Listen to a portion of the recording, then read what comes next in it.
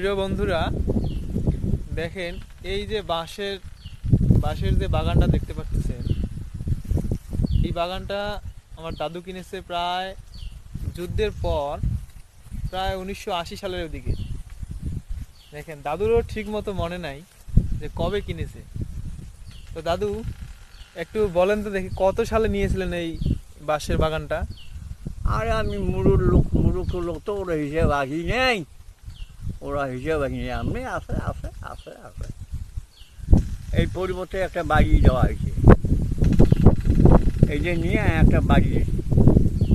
মানে এই বাঁশ বাগানটা আপনি নিয়ে একটা বাড়ির জায়গা আপনি দিয়ে দিয়েছিলেন অন্য একজনকে? হ্যাঁ। আহ, আচ্ছা, এই বাঁশের বাগান, তবে একটা কথা হচ্ছে কি, যে এই বাঁশের বাগানটা নাকি দাদু আমাকে দিয়ে দেবে। আমি হচ্ছি দাদুর বড় ছেলের বড় নাতি, উনি নাকি আমাকে দিয়ে দেবে।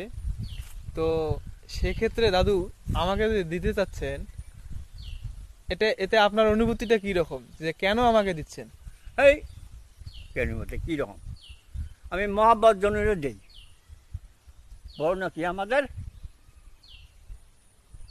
দেব আর কি।